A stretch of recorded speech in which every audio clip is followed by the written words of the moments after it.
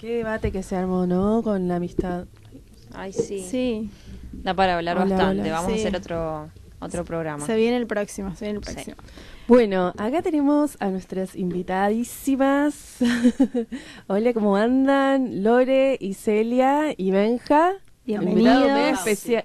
Ah, Bauti, perdón. Bauti. Bueno, ¿se quieren presentar? Háganos su espacio. Bien.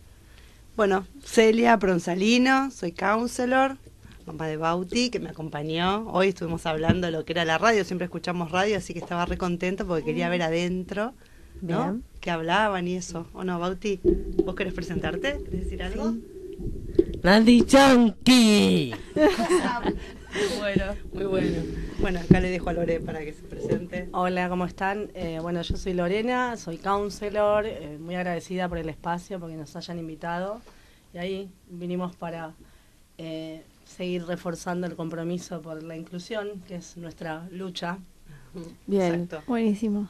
Ustedes son miembros de la Fundación FADEA y están dentro del proyecto creando una realidad inclusiva. Sí, es un programa independiente, somos un grupo de profesionales independientes que nos unimos por la misma causa, que consideramos que la inclusión forma parte de la naturaleza, ¿no? Como yo digo siempre, el mar, no le importa quién entra a jugar con las olas, ni la lluvia a quien moja, ni el sol a quien abriga, las personas estamos todas incluidas y nadie tiene la autoridad para incluir a otro, sino que es vincularnos nada más. Claro. Y entender que cada uno tiene su lugar y su espacio, ¿no? Ok. ¿Y qué le llevó a armar este proyecto? Bueno, mi recorrido empieza como autista.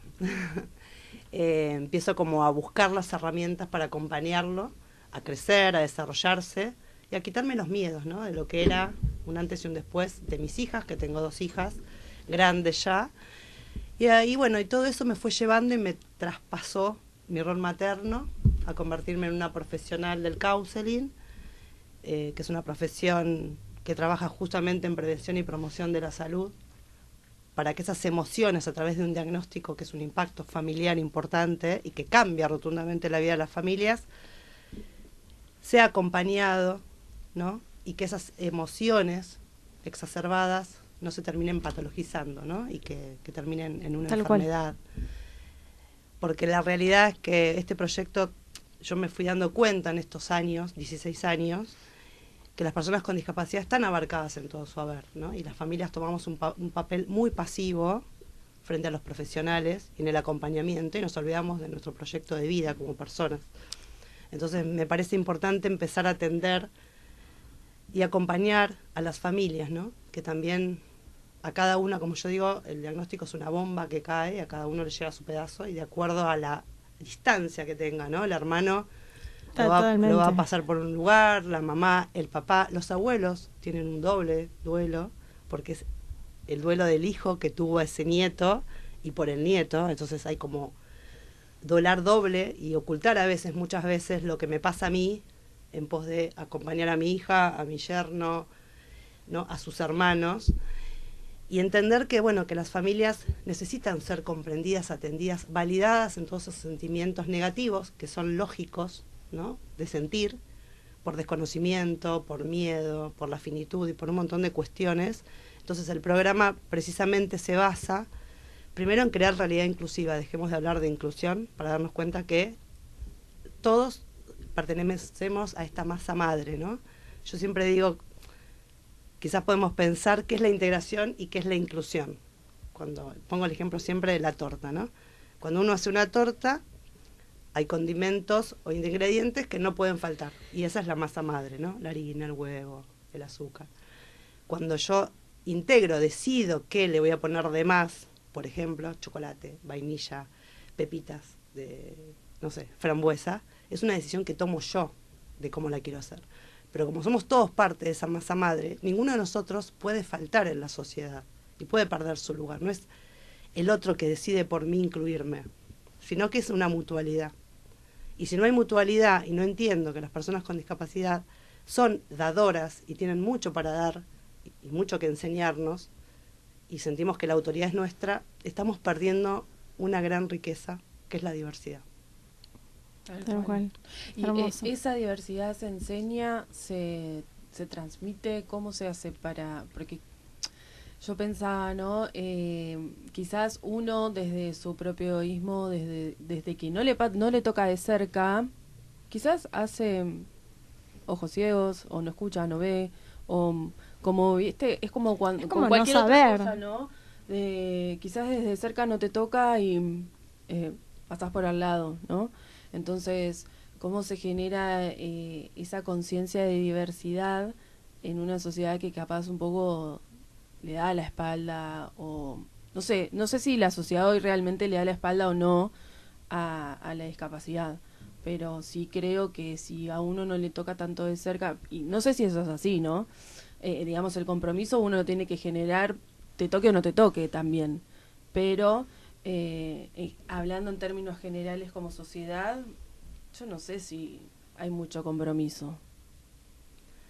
Mira, si hablamos en reglas generales, nosotros hoy nos enfocamos en las personas con discapacidad, sus familias, en la inclusión, pero también a veces nos damos cuenta que dejamos muchas situaciones de vida vulnerables de personas que están en situación de vulnerabilidad, que quizás no tomamos en cuenta, y eso tiene que ver con la vida misma, ¿no? Con ser humano. Entonces me parece que lo que tenemos como que primar acá es entender y entendernos como ser humanos desde el perdón, ¿no? Digo, yo creo que la palabra discriminación se usa discriminadamente y a veces uno no se acerca a otro porque tiene una historia que lo llevó a quizás a no entender, a no comprender, a sentir miedo por lo que al otro le pasa y no saber cómo vincularme por este desconocimiento, ¿no? Es como un poco, Claro. si me pones a mí como mamá, te diría, y bueno, mi hijo fue un antes y un después. Me dieron un diagnóstico, le pusieron un nombre distinto al que yo había elegido, y ahora qué, ¿no? Digo, ¿hacia dónde voy?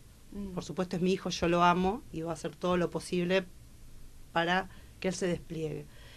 Después con los años te vas dando cuenta que ese desplegarse tiene que ver, y todo lo que tiene que ver con sus tratamientos y demás, tiene que ver para su propio desarrollo, ¿no? Ni es para encajar, ni para normalizarlo, ni para que sea lo más posible, ¿no?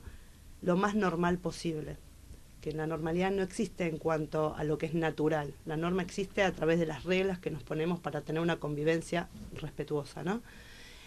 No se puede castigar a otro por no haberse acercado o por no haberse cruzado esta persona o esta historia en el camino. Lo que hay que hacer con eso es agua hacia nuestro molino y pensar que esa persona no lo vivió. Pero claro, por otro lado, y esto salió en la clase, en el postítulo, la formación que yo estoy dando, el tema de la costumbre, ¿no? Si realmente nos tenemos que acostumbrar a que existen personas diferentes. Porque para acostumbrarnos tenemos que vivir con eso, tenemos que experimentarlo. Si no lo experimentamos, obviamente no vamos a acostumbrarnos. Y la realidad es que la palabra costumbre también tiene un peso bastante, una connotación bastante negativa, ¿no? Algo de acostumbrarme tiene que ver con algo que tengo que soportar. Bueno, me termino acostumbrando y ya no me duele tanto. En realidad no nos tendremos que acostumbrar. Si pudiéramos ver que las personas con discapacidad estuvieran en todos los ámbitos, ¿no? Laborales, escolares, no sería algo que no es habitual. Pasa porque lamentablemente en la escuela son 30 chicos más uno que se incluye. Entonces pelear contra ese sistema es muy fuerte, porque es el único diferente. Si la diferencia se viera como se debería ver, ¿no? Diversa, no existiría esto de la costumbre, claro. Esto de decir no me tocó, entonces por eso no sé cómo. Claro. Digo, me parece que tiene que ver más con eso, sí, que ponerlo en el lugar de la costumbre o de que me haya pasado, ¿no? Somos personas, digo. Y lo natural es la diversidad. Exacto. Es natural, y no deberíamos tener que hacer un esfuerzo para incluir a nadie. No, tal cual. Tendrían que estar incluidos, todos tendríamos que estar incluidos, ¿no? Cierto, el micrófono me olvidé. Perdón, soy novata en esto. Se escucha igual, ¿no? Sí. Esta vocecita se escucha. Digo, lo natural es la diversidad, entonces en realidad estamos como padeciendo de alguna manera esta exclusión o esto de marginar a una gran parte de la sociedad, que son las personas con discapacidad y sus familias, porque no se margina solo a la persona con discapacidad, ¿no? A toda esa familia queda excluida o fuera de un montón de cosas, cuando deberían poder tener acceso a todo lo mismo, no tendría que haber un cupo laboral como en ninguna de las cuestiones, ¿no? En nada de todo el abanico de las interseccionalidades y de todo lo que compone la diversidad en sí, debería haber leyes para que sean incluidos, sino que lo natural tendría que ser que los incluyamos, que nos incluyamos, porque también una cosa que a mí me parece bastante interesante, o que por lo menos a mí me convocó, primero porque siempre me convoca lo que no convoca, ¿no? Y me parece que está buenísimo que también seamos parte de esta toma de conciencia, las personas que no hayamos experimentado directamente, un poco en respuesta a lo que decías vos, Agus. Yo no soy mamá de una nena con discapacidad, viví quizás de algunas cosas medio de cerca, pero no directamente en mi vida, en mi historia, pero sin embargo sí me parece que está bueno que empecemos a participar aquellos que no estamos atravesados completamente por la temática, ¿no? Tal cual. Porque si no, sí. queda relegado solo a los que tienen claro. el problema. Y me parece que parte de la toma de conciencia tiene que ver con que empecemos todos y todas a participar y a sentirlo una lucha propia, porque si bien no tenés un hijo con discapacidad, te puede pasar que en la vida termines en una situación discapacitante, ¿no? Digo, hay un montón de enfermedades autoinmunes que te llevan a tener una condición discapacitante, operaciones, digo, mismo circunstancias, ¿no?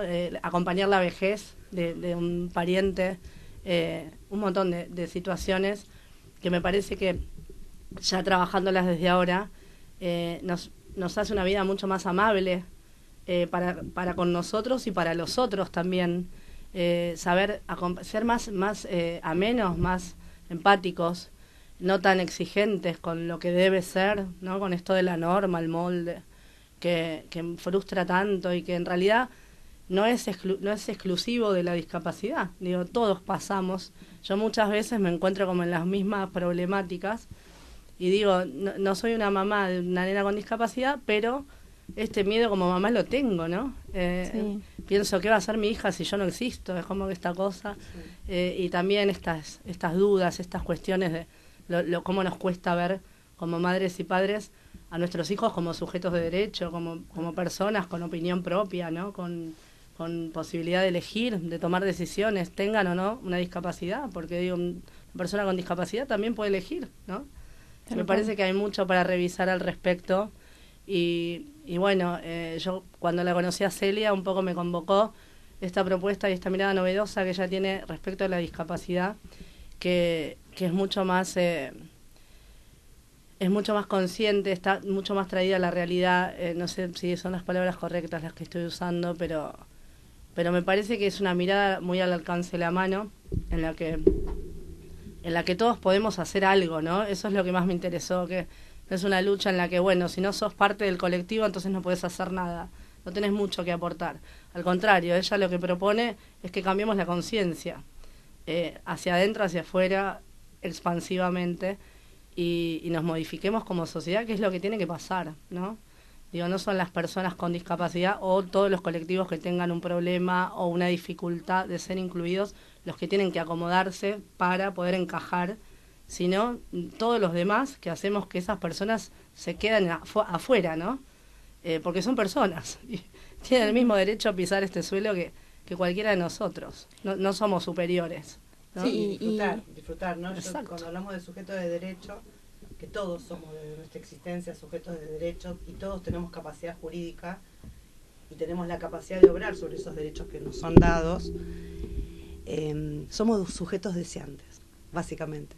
Entonces, lo que pasa con todo este sistema perverso, digamos, que está instalado, ¿no? Desde que hay un diagnóstico, todo este deber ser y este deber hacer, con lo terapéutico, que no estoy en contra, digo, lo que sí puede ser que esté en contra es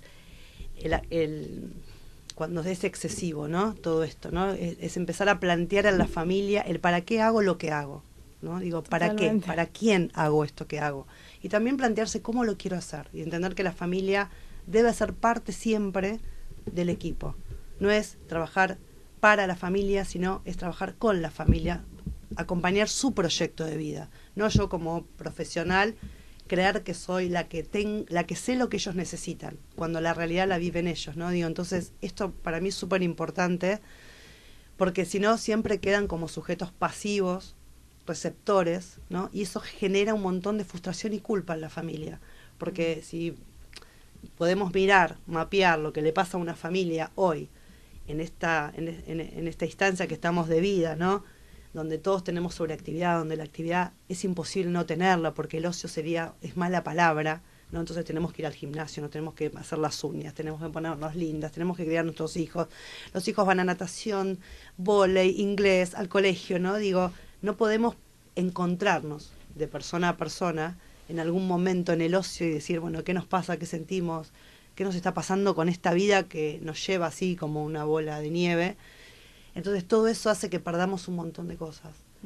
Y cuando esa familia no puede hacer lo que el terapeuta le dice, ¿no? Empiezan los reproches. Pero claro, yo te dije, no, y claro, porque yo seguro como no hice lo que tenía que hacer, él no avanzó, ¿no? Y digo, Claro, y se le la pone culpa la que se expectativa. genera. Claro, pero porque hay como una cadena, ¿no? Cuando hay un nivel de expectativa muy alta, que tiene que ver conmigo y no con el otro, ¿no? Y ahí aparece, ¿no? El interés superior de la persona. ¿Qué quiere él de su propia vida?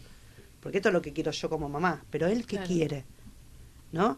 ¿Por qué no me banco que mi hijo toque la guitarra todo el día? Digo, y si eso es digo, estamos poniendo como la vara de la felicidad como si fuese algo estándar, y eso no lo tiene nadie comprado. Entonces, cuando eso pasa, nosotros nos olvidamos de que esa persona aparezca y no lo dejamos ser. Entonces, esas expectativas generan un nivel de exigencia muy alta. Entonces se va encadenando.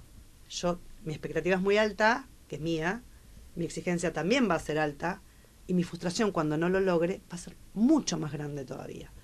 Y ahí van a empezar a matarse entre la familia, porque, viste, yo te dije, porque el padre no está. Entonces digo, esto hay que abrir, yo hablo de las familias actualizantes, ¿no? Digo, es importante salir de este modelo hegemónico tradicional en cuanto a roles estáticos. Es decir, yo no voy a dejar nunca de ser la mamá de él, pero puedo cumplir funciones, y mis hijas pueden cumplir funciones, y el papá puede cumplir funciones complementarias, ¿no? Esta cosa de que la familia actualizante, cuando digo actualizante porque son familias que se ponen de acuerdo, son autónomas, se respetan, y en estos acuerdos deciden cómo hacer las cosas, y no esa hegemonía de decir mamá es la que manda, papá es el que trae la plata, digo. Tal Entonces cual. se estatizan tanto esos roles que no permite que el otro aparezca, ¿no? Y aparecen estas instancias que, bueno, Dios sabe por qué hace las cosas, ¿no? Sos una mamá especial. ¿Y cuánto estamos dejando abajo a las mamás que no pasan esa situación y también son tan especiales? Digo, ¿y por qué las personas nos compramos ese rol también? ¿Qué estamos tapando con eso? Digo, entonces hay muchas cosas que revisar, ¿no? Y que esta persona aparezca, que aparezca esa mamá con esas broncas, que aparezca ese papá que no sabe cómo pararse frente al hijo, como su esposa, esa abuela que no sabe cómo decir a la hija porque se defiende de algo que le duele, a esa persona que lleva el diagnóstico, que no se convierta en el chivo expiatorio de toda la familia, el mal de todos, y el deudor constante, ¿no? Y que el cuidador empiece a entender que no deje su rol de persona, y que se lo deja, también se haga cargo de por qué lo dejó, ¿no? Y por qué no busca redes de apoyo, y por qué quiere siempre tener la sartén por el mango. Digo, como que se generan muchas, y la familia se va cerrando, porque claro, al no permitir que otros entren, porque uno dice, no, suponte, si yo voy, a él lo llevo a lo de mi vieja, entonces mi vieja, no, pero yo te lo dejo, pero con él tenés que ser así, y a él le gusta esto. No, no es mi vínculo, es el vínculo con él y su abuela, que él aprenda a frustrarse con su abuela, enojarse con su abuela, digo, y esto en esta sobreprotección hay una subestimación, no solamente de la persona con discapacidad, sino de esa abuela, de ese tío, ¿no? Y llevémoslo al ámbito de cualquier madre, no hablemos de discapacidad, que cuando sobreprotege tanto a su hijo y no permite que los otros vínculos aparezcan de la manera que tienen que aparecer, ¿no? Como estas mamás que le dicen al papá, viene del trabajo, ponete a jugar con tu hijo, es un vínculo que nosotros no podemos meternos, salvo que haya abuso, que haya cosas groseras, pues decís, no, acá me tengo que meter. Pero tenemos que tender a dejar la libertad de que el otro se vincule de la manera y que se conozcan de una manera propia, Porque construyan un vínculo, ¿no? Construyan, porque Claro. no lo que vos disparas a uno, el otro dispara otra cosa, ¿no? Digo, y es algo que fluye, y eso en un nosotros, y eso es lo que nosotros tratamos de acompañar en las familias, ¿no?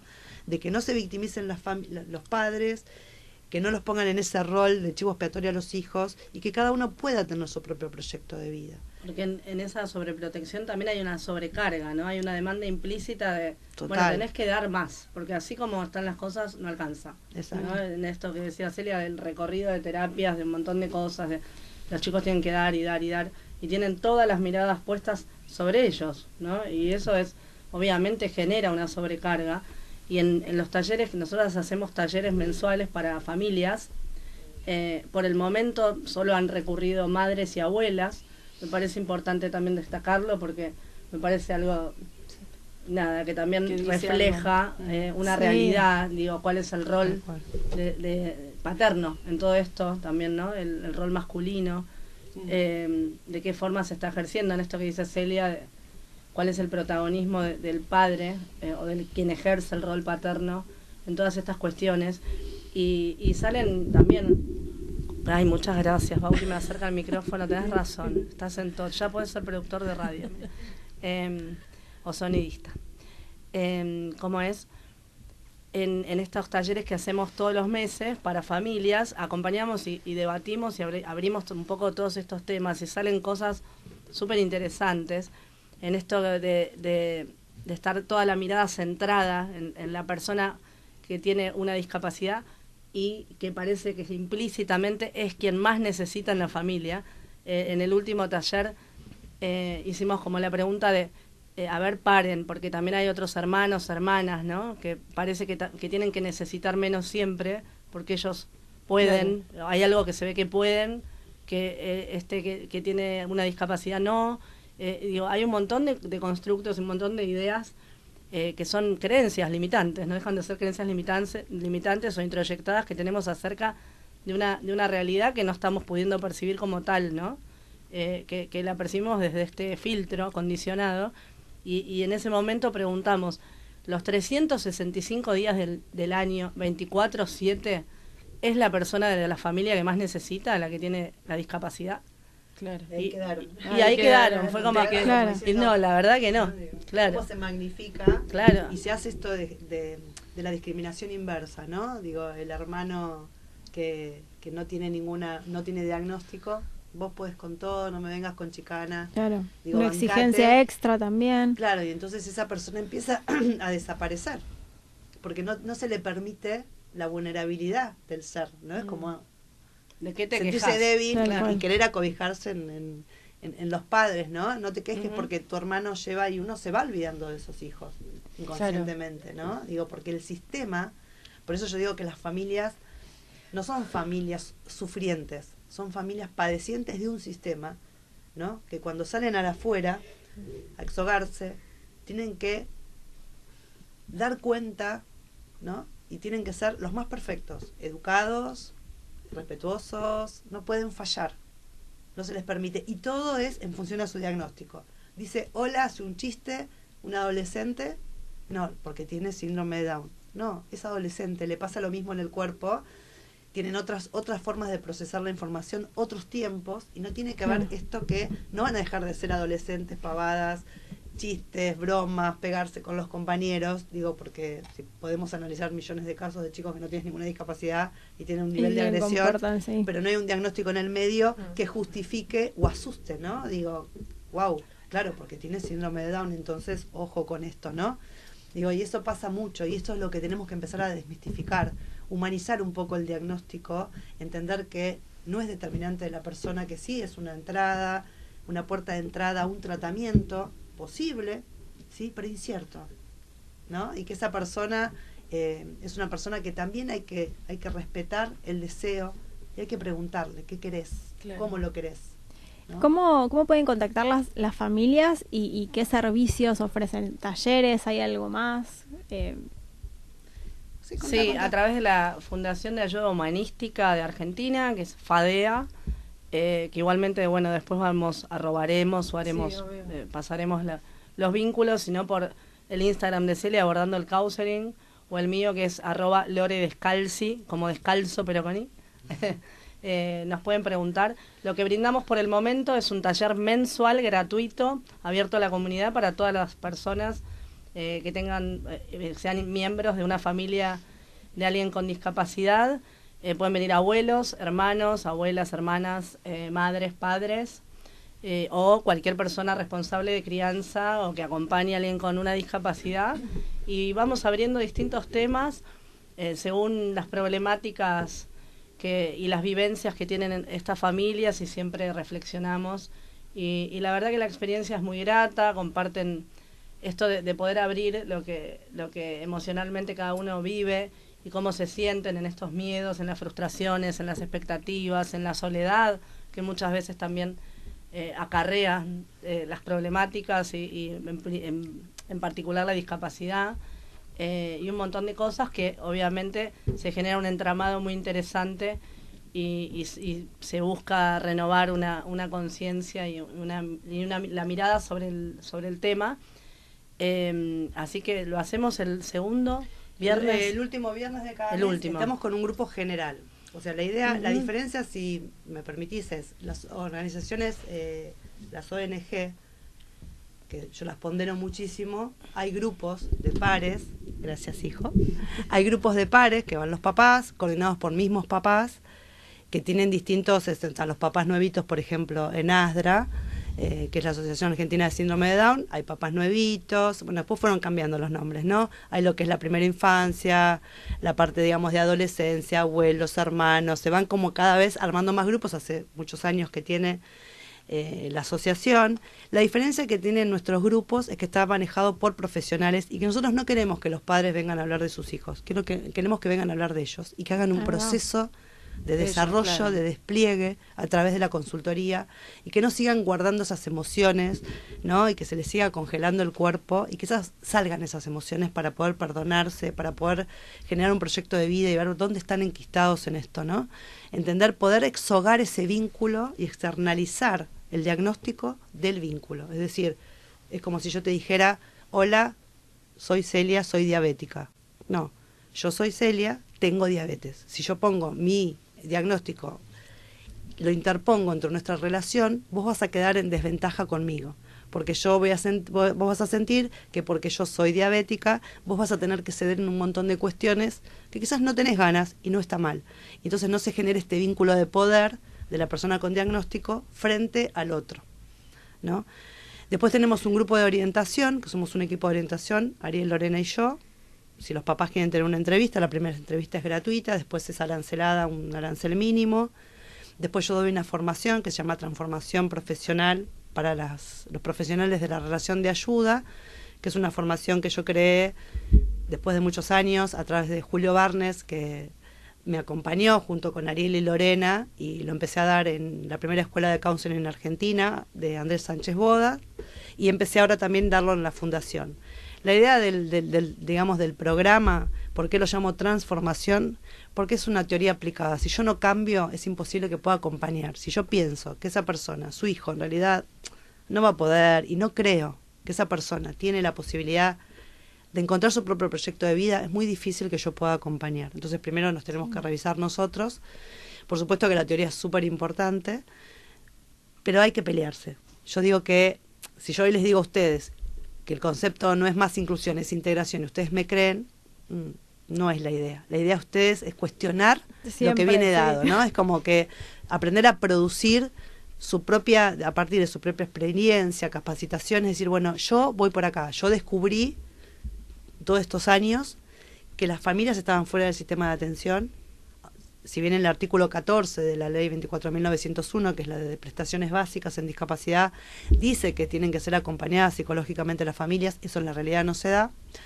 Entonces me enfoqué ahí, y que hay que naturalizar la inclusión. Basta de hablar y empecemos a hacer y hacernos cargo que nosotros no somos dueños de incluir a nadie, que estamos todos incluidos, nos guste o no nos guste, podemos no tener un piel con el otro, pero sí respetar, ¿no? Y esto tiene que ver que la discapacidad es transversal a todos los colectivos, como lo sexogenérico, digo, esto es algo que nos guste o no nos guste y vengamos de otras, digamos, de otras crianzas, podemos estar de acuerdo o no, pero tenemos que respetar la decisión del otro, y eso no quiere decir que uno lo tenga que discriminar o no compartir determinados espacios para esto, ¿no? Digo, me parece que eso es importante. El programa es independiente, yo estoy como la directora, ellos son los corresponsables del equipo, Lorena es mi mano derecha tal cual, es una genia, porque ella, no sé, es como mi extensión.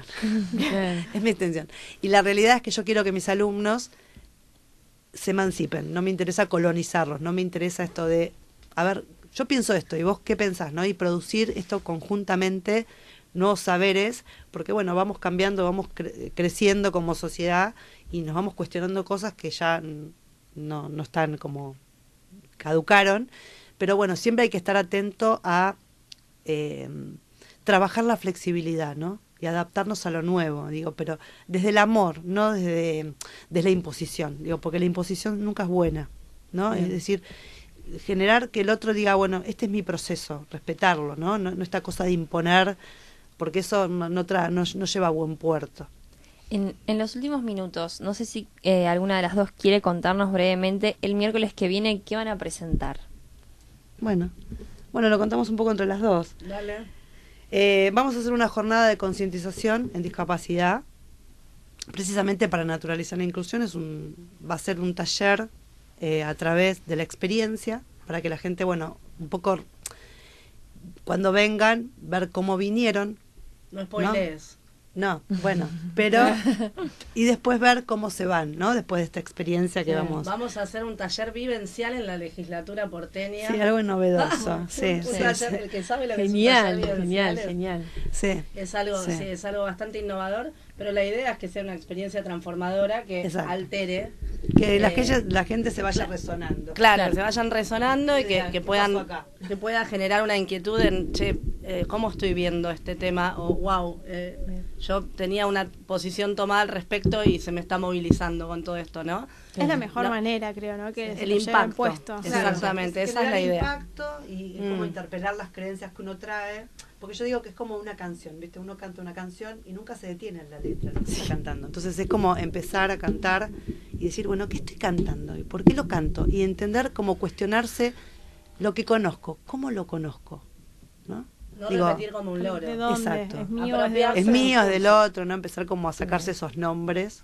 Bien. Y algo que me interesaba como reforzar es que no tenemos una mirada no romantizamos la discapacidad, ¿no? Nos parece que la discapacidad es algo que hay que visibilizar, que fue transformándose a lo largo del tiempo en, ¿no? Personas con discapacitados, personas con discapacidad, personas con capacidades especiales, personas en situación de discapacidad, y es algo que seguimos como siempre preguntándonos y debatiendo, porque la discapacidad es real, existe.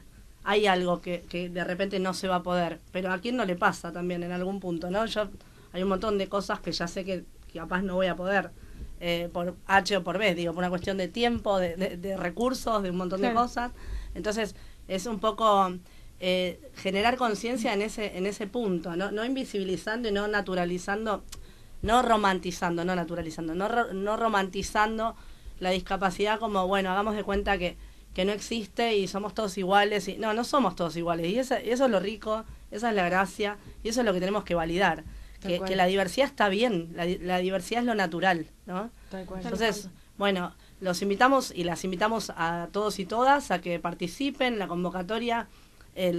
Pueden participar ahí también por el Instagram y en el mío. Está la bio tengo el link para que puedan anotarse y puedan participar de la jornada presencialmente.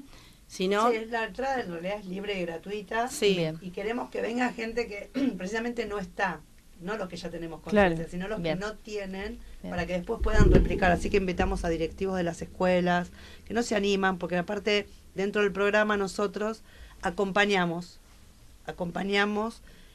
somos, digamos, como un centro, funcionamos independiente de apoyo a la inclusión. Entonces está bueno que los directivos, toda la comunidad educativa también pueda hacer su proceso para poder empezar a abrirse, a aceptar al otro como un tanto otro, como dice Julio siempre, y que empiece a jugar esto de el intercambio, ¿no? De aprender con el otro, y que si que también juega un poco en contra de lo que es el capacitismo, ¿no? Esto lo que es la diversidad funcional, entender que hay inteligencias múltiples y que en realidad tiene que ver con el interés de cada uno, el deseo de cada uno, las posibilidades de cada uno y la situación en particular de cada uno, ¿no? Que no vamos todos hacia el mismo lugar y todo el éxito para nosotros, el éxito es para cada uno lo que es y no tiene que ser universal eso, ¿no? Digo, Claro. me parece que eso está bueno como pensarlo. Enriquecerse con la diferencia, ¿no? Exacto. Claro. Y perder el miedo, sobre todo. Perder el miedo y correrse de este constructo que tenemos metido de que hay que saber un montón para poder marcar la diferencia de incluir a alguien o de poder ser accesible. Y no, en realidad, cada uno desde su lugar humilde y una pequeña acción puede ir generando una transformación que no sabes hasta dónde puede llegar, pero no da lo mismo, ¿no? No da lo mismo, ese es el punto. Tal cual. Que todos nos empecemos a autoconvocar en, bueno, ¿qué estoy haciendo yo en favor de incluir? Estoy tapando una rampa, por ejemplo, estoy levantando lo que hace el perro en la calle, en la vereda, estoy pensando en lo que puede pasar si alguien viene y lo pisa y viene en silla de ruedas. Claro. Un montón de pequeños gestos que hacen la diferencia, que le marcan la calidad de vida a otro ser humano. Entonces, en ese sentido hay un montón que podemos hacer. Bien. Bueno, Bauti tuvo una experiencia. Bauti, ¿te acordás cuando te caíste en la casa? Vamos a darle el micrófono a Bauti. A ver si Bauti quiere contar. ¿Qué te pasó? Que íbamos al colegio. ¿Qué pasó que íbamos? ¿Qué pasó? ¿Querés? Contá. Contá. ¿Qué pasó? Una vez que te pasó algo... Íbamos a la escuela, ibas caminando y ¿con qué te resbalaste? Encontré caca de perro. Ay, ¿Y, no. ¿Y qué te pasó? Contá qué te pasó. ¿Qué le dirías a la gente si lleva el perro a la calle? ¿Eh? ¿Qué tiene que hacer la gente si su perro hace caca? ¿Qué tiene que Mira, hacer? yo las tengo acá. Aunque ¿Viste? Matalo. Hay que levantarlo, porque si que- no, ¿qué Exacto. pasa? ¿Qué pasa si no? ¿Qué te pasó a vos? ¿Te acordás? Me manché el pantalón. Claro. Y estábamos yendo al colegio y tuvimos que hacer ¿qué? Volver. Claro. A ver. Ok, entiendo. Bueno, chicas, gracias. Ay, no, por llegamos haber al final. estado. Sí, porque se ya nos- llegamos se al pasó muy final. rápido. Me quedé me quedé con un montón de preguntas para hacerles. Muchas. Volvemos cuando quieras. Sí. Nos encanta. cuando Sí. quieran. Yo quiero agradecerles súper por todo lo que Gracias. este espacio, que para mí es un montón, toda la gente que nos está apoyando, que es un montón, y esto genera ganas de seguir y te das cuenta que la gente necesita cambiar, pero a veces no sabe cómo y eso está bueno. Así que gracias. Bueno, chicas, por eso a hay que las tres. hablarlo, hay que Gracias a ustedes por visibilizarlo. crear por estos venir. espacios. Sí. Así. Sí, gracias, mil gracias. Y por último, así como para cerrar, ¿qué les gustaría, de pregunta, qué les gustaría como meta a largo plazo o a corto plazo que se generen o generar ustedes a partir de este proyecto que están haciendo?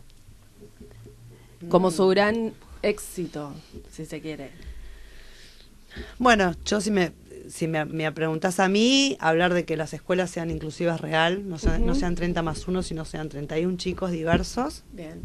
sin importar el diagnóstico, son personas que van a estudiar, a compartir y a crecer juntos, Que se cumpla la ley. que de se hecho, cumpla ¿no? la ley, desde el enfoque centrado en el alumno, centrado en la persona, que me parece súper importante. Y bueno, en realidad nosotros tenemos misión, visión, valores, tenemos un logo también, y nuestra visión es naturalizar la inclusión, espero que no sea una utopía, y nuestra misión es a través de la concientización, ¿no? Digo, y seguir, que cada vez se vaya sumando y que las escuelas nos vayan llamando para apoyarlos y Bien. que nosotros como counselor la gente empiece a creer en nuestra profesión, como Claro. creemos nosotros, y trabajamos aparte interdisciplinariamente porque creemos en la diversidad y en la suma, en multiplicar y no restar, no le quitamos espacio a nadie, sino al contrario. Y aparte agradezco que muchos profesionales, neurólogos, abogados, licenciados en psicología, vienen a dar clases especiales a mi formación, y eso habla de que nos están validando como profesionales, somos muy comprometidos, y que la gente empiece como a entender que el counseling tiene una posibilidad muy importante, que trabajamos precisamente en la potencia, y por eso el counseling, el modelo social de la discapacidad, que se enfoca en la persona, es justamente habla del counseling. Sin saber el counseling, Abarca el Sí, es el modelo social de la discapacidad, ¿no? Este nuevo modelo social que habla de las barreras, que habla de estas nuevas denominaciones que tienen que ver con el entorno y no con la persona, ¿no? Digo, entonces creo que eso es lo importante. Gracias, chicas. Nos Perfecto. despedimos. Muchísimas gracias. Nos despedimos.